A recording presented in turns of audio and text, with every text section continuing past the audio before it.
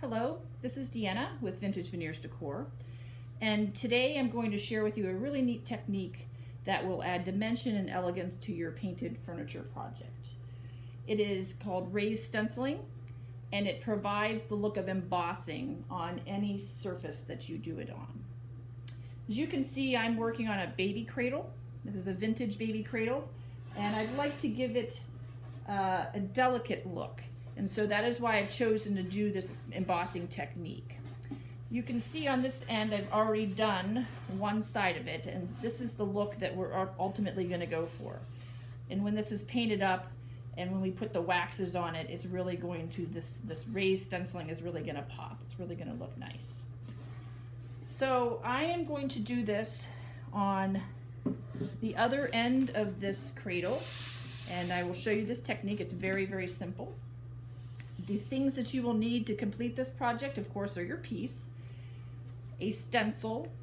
I have chosen a paisley pattern because I think it gives that delicate look. And I actually made this stencil on my own using my Cricut machine. And I used a 6mm thickness piece of plastic to cut the stencil.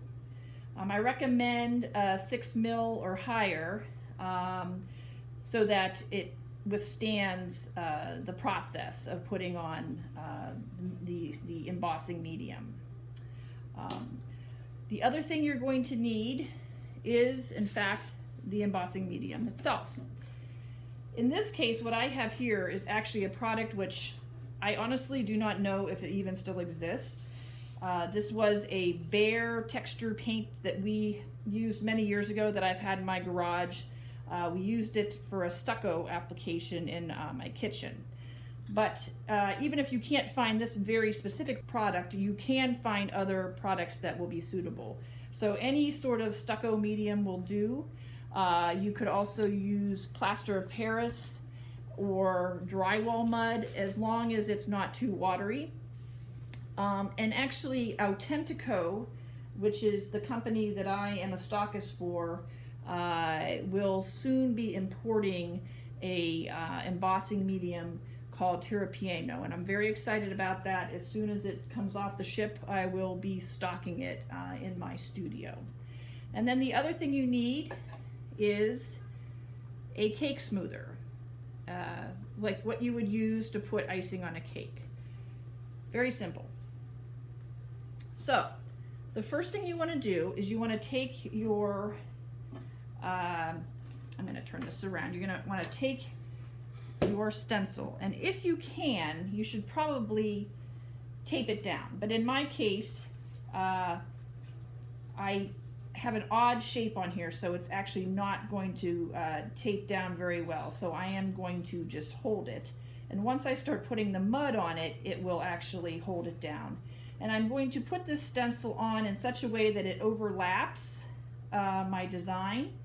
And that way it will give the most natural look of the embossing.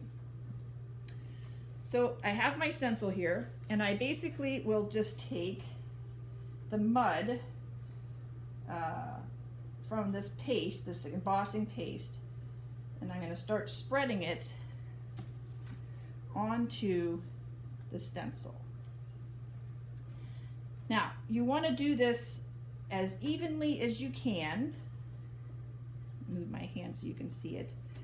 Making sure that you get the paste into all of the crevices. Initially, I tend to put it on with the knife up and down perpendicular to get it on.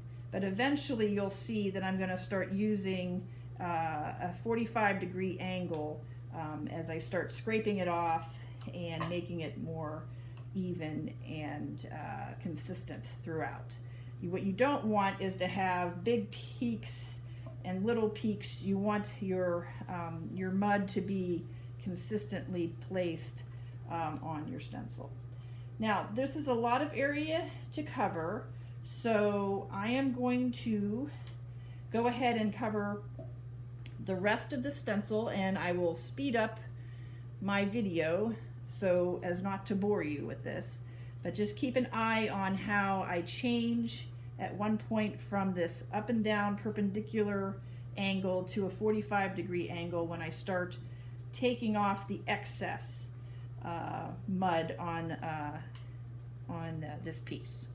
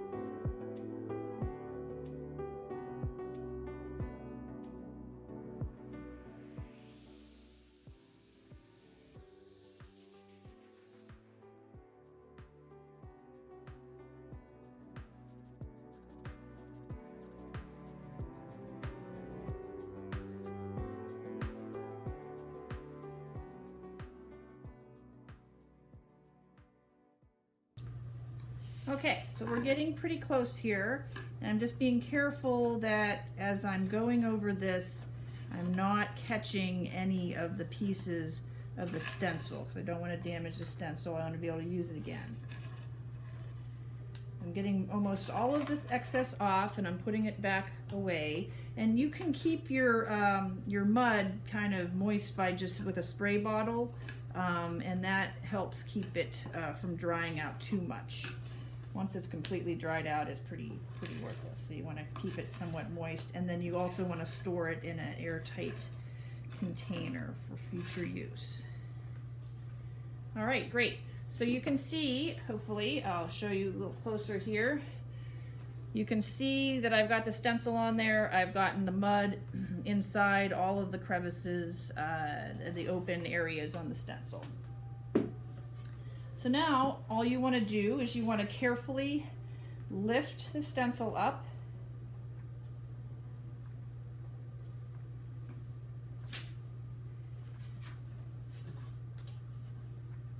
and there you go.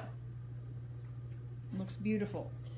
So at this point, what you're going to want to do is you're going to want to let it dry for a good 24 hours, I would say. I think if you do it any sooner than that, you risk damaging the area. Now, if you do damage it, or if you really screw it up or you don't like it, all you need to do is scrape it off and redo it. And even after it's dried, if you discover that you've missed some areas, you can go back and carefully lay your stencil down and put some of the mud or the embossing product on those areas that you missed. Now, once it completely dries, you'll notice that there might be some rough spots, and that's perfectly okay. What you're going to do after it's completely dry is you'll take I would use a 220 piece of sandpaper, and I'm going to flip this over so I'll show you what I will do it on this side over here so you can see it. And you're just going to lightly sand it to get all of those extra burrs off.